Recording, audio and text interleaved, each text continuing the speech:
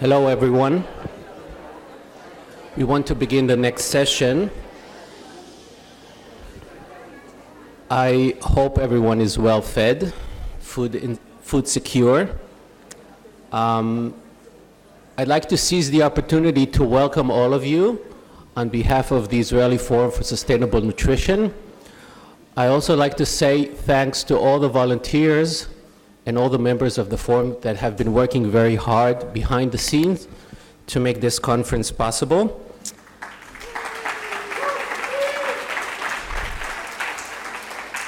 I'd like to open the next session about food and environment, which I'm very delighted for two reasons. One is it's also my research focus, and two, because we have amazing speakers. I'd like to invite the first speaker, Malden Nesheim from Cornell University, to talk about the effects of food system on the environment.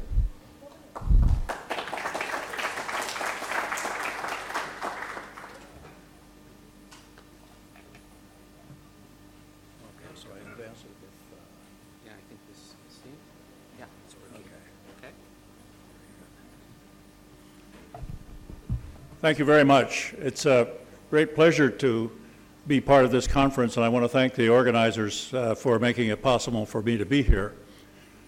I was in Israel in 1973. It was the last time I was here.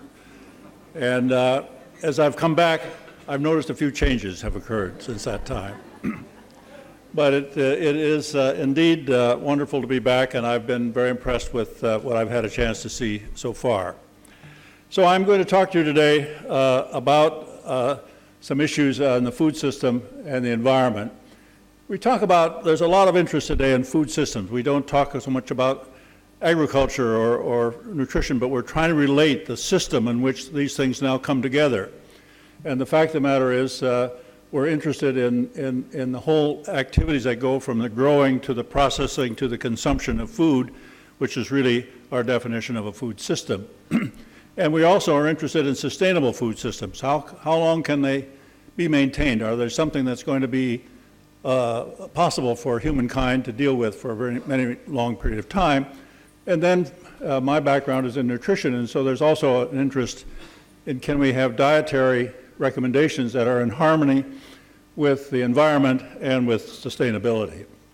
Now, I got into this issue, particularly in recent years, because I chaired a committee last year of the Institute of Medicine in the U.S. that reported a framework for assessing the effects of the food system. And the effects of the food system were the health, environmental, social, and economic aspects of the U.S. food system. So it sounded like an enormous subject. And we were to develop a framework in which we could understand and study these particular aspects of the food system, how they affected our food. So we had a report in which we described what the current U.S. food system was and how it got to be what it is. And it is one of great concentration, by the way, of the producers in that system. And we have chapters on health, environment, social, and economic effects of the food system. We developed a framework in which you could use to try to assess what some of the effects that were in the food system. And then we have some examples that will benefit from the use of the framework. And I'll say a few things that come from this report today, as well as some additional issues. I consider agriculture and fisheries as part of really a bioeconomy, and the food system is part of that. It's not the only thing that the agriculture does, but it also produces raw materials for a number of industrial products, fibers, and of course, biofuels. So we're looking at the food system in the context of this larger bioeconomy. Now, this is a rather complicated system of the food system, but what it really shows is that on the one side is the farm production, but before it gets to consumer, there's a lot of things go on. There's a lot of processing, a lot of retailing, there's a lot of some connection between the farmer and the consumer directly, but for the most part, it's modulated by this process of the food system. And to a great deal extent, the issues of nutrition and the food system are modulated by that thing that happens after it leaves the farm. Now, this is just I'm not going to go through all of these issues, but just to demonstrate some of the things that we talked about. As far as health is concerned, of course, the food system, our food system in the United States, is which I'm talking about, presents a food environment that supports the development of obesity, chronic diseases that are related to the food consumption, as well as several other issues. I'll discuss the environmental issues a little bit more. As far as the social aspects are concerned, there's a lot of social aspects of the food system, how it affects the workers. The food system has the lowest wages of any of them in the food system. 40% of our farm labor in the United States is undocumented people coming from outside the United States and don't have a legal ability to be there. So there's a lot of social issues associated with our food system. And of course, we've talked this morning about food security. So some of the environmental issues that are concerned, there are soil losses, and there's been demonstrated that even in our fertile corn belt, there are certain level losses of soil that's been quantitated on a yearly basis. Water usage for irrigation is a particular problem. Nitrogen pollution from heavy use of fertilizers, which I'll say something a little bit more about. And then there are pesticides and so forth. The ecological balance is an interesting one because we have so much monoculture now that are in parts of the United States that you just go, all you see is cornfields. You don't see anything else but that. And so the ecological diversity that's there is changed enormously. And so our food system has an effect on the ecological balance. And of course, the greenhouse gas issues and climate change, which we've already discussed to some extent. I mean, this is just an example of some of the things that have happened environmentally. Lake Erie, one of our larger Great Lakes, is suffering from its largest dead zone in decades. In other words, there's so much nitrogen and phosphorus that comes off in farm fields into the lake that it supports algae growth that takes away all the oxygen, and it makes it incompatible for fish and other wildlife, other life in the lake. And that's true also in the Gulf of Mexico. Runoff from the Midwestern farmland that ends up in the Gulf of Mexico promotes this dead zone where practically nothing will grow because of the pollution that comes from the nitrogen and phosphorus that comes down from heavy use of fertilizers in the production process. Even more locally, a place like Des Moines, Iowa, which is a town in the middle of Iowa, in the middle of the Corn Belt, it gets its water from wells, and it's become so heavily polluted with nitrates that they've had to invest an enormous amount of money in the processing facilities, their water facilities in the city, to remove the nitrate that has come into the water system. So the agricultural environment has had a major effect outside of just what it does to crops. Now, we talked a bit about greenhouse gas emissions. You can find lots of different estimates as to what the sectors provide in terms of greenhouse gases. This particular estimate is about 13% of the greenhouse gases come from agriculture, but a good share of those are coming from animal emissions, and this just shows that the estimates are from beef and dairy cattle are the largest producers of greenhouse gases, and that are a problem in that particular area and a major part of the agriculture problem. On the other hand, the food system has been estimated by people to take up about 19 to 30%, almost 30% of global greenhouse gas emissions. And that includes, not just the agriculture, but it includes production of fertilizers and manufacture of animal feeds and pesticides that are produced for use in the system, and also after the production process, why there's the processing, storage, transport, refrigeration, retailing, and so forth that contributes to greenhouse gas emissions as far as the food system is concerned. Now, one of the things that we looked at in this study that we did of the food system is that the food system is, pieces of the food system are really interrelated to each other. So if you put a policy in place that's going to deal with one aspect of the food system, you're likely to find something that pops out somewhere else in the food system that affects what's going on. And it's not it's a system, a dynamic system, and not a system of discrete individual components, but they're all interrelated, and I'd just like to give you a few examples of that. We have in the report a discussion of some of these issues. For example, biofuels. We have a policy that we have to have ethanol, so much ethanol in our gasoline supply, and we produce ethanol largely from corn in the United States, and about 40% of the U.S. corn crop is used for the production of ethanol. And that's had a major effect on where we produce corn. We're now growing corn in areas of Nebraska and Oklahoma and Kansas that probably shouldn't be growing corn. They have to be irrigated there to get any kinds of stable production. This is drawing down one of the big aquifers that undergoes those states. So that kind of production is probably not sustainable because the water levels in the aquifer are going down every year. They have to drill the wells deeper to get the water to support the production of corn. And what we're doing is we're putting it into ethanol, and the ethanol isn't really giving us that much of an energy advantage. So that's one policy that has things that pop out in many places. Fertilizer, I've talked about the pollution of water supplies, and so the use of fertilizers. There are agronomic ways in which one can greatly reduce that, and there are some indications that some of this is starting.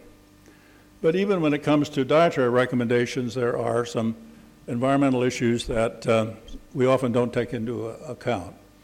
One of the things in the U.S. dietary guidelines that have just come out is that everyone should eat 8 ounces of fish a week.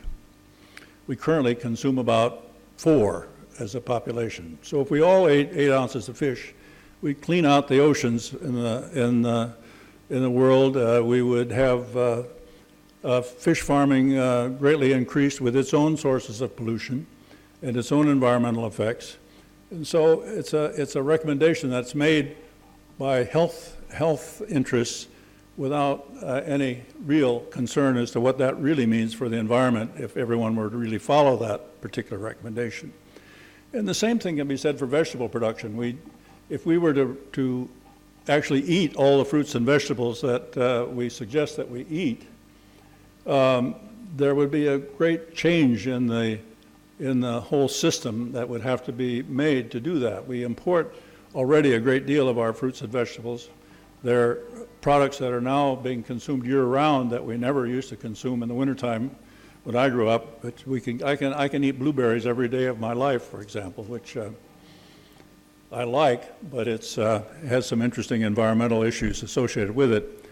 So that there are environmental consequences that we're not really considering when we're talking about some of our dietary recommendations. And then antibiotic use in animal production, development of resistant organisms, an environmental issue that continues to be debated to a great extent in the U.S. is another one of these issues that use in one place has some actions that pop out somewhere else and cause some policy problems. And even how one houses hens. We have a law that was passed in California recently that said that chickens have to be able to act like chickens when they're in cages. They have to be able to spread their wings, and they have to have enough room. So that means that they had to completely change the housing facilities for laying hens. And that's having a ripple effect throughout the country. And there's some research going on as to what that means in terms of contamination of the eggs, as to how they're collected, and the health of the animals and so forth. So there are issues that policies that are put in effect in the agricultural system or in the food system that can have these effects that need to be looked at in another way. And so one of the things we did in this report I talked about is to provide a framework that kind of outlined as to how you should go about looking at these things. Others just like to briefly say something about another process that's going on. There's a project of the United Nations, the environmental program in the European community, which is a concern about long-term sustainability of agriculture with increased population. And I've had some connection to this at a meeting I went to last year. And one of this has been referred to already today, but as economic development occurs in parts of the world,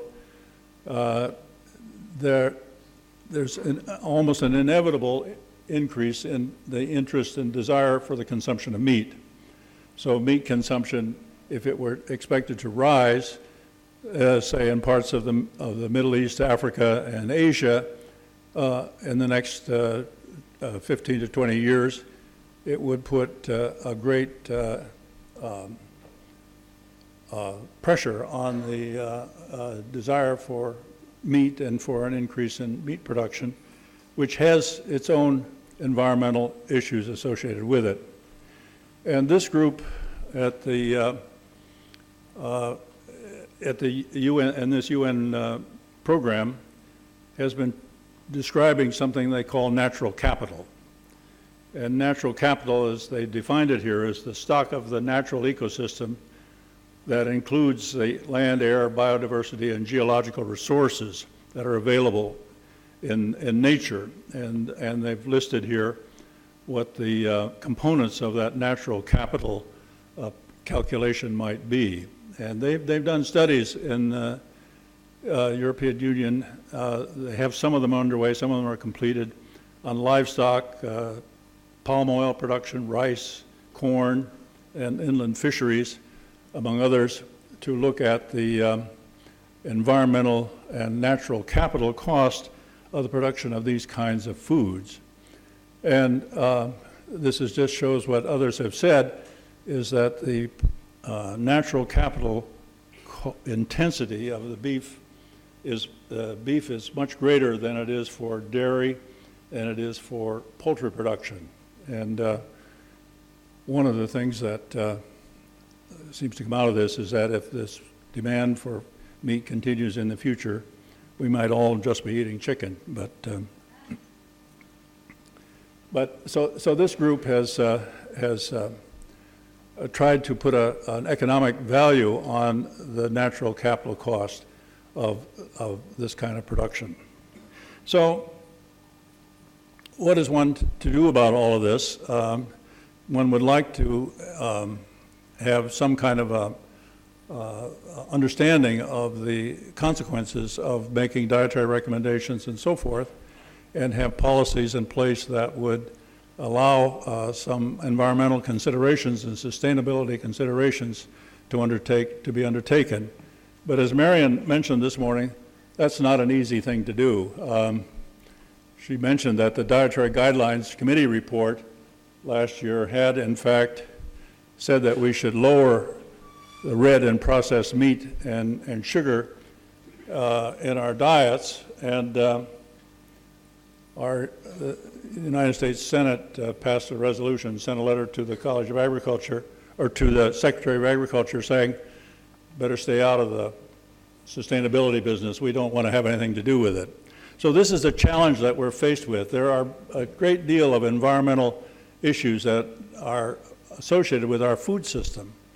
And we also are making decisions about the food system that often have unexpected effects on the food system. And so the plea that has come out of the study that we did, and this committee I was involved with in the last year or so, was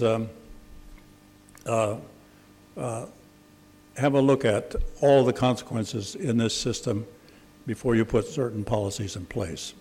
So I hope that this group, as your discussions take place here about your policies in Israel, might in fact keep some of that in mind as you move ahead. Thank you very much.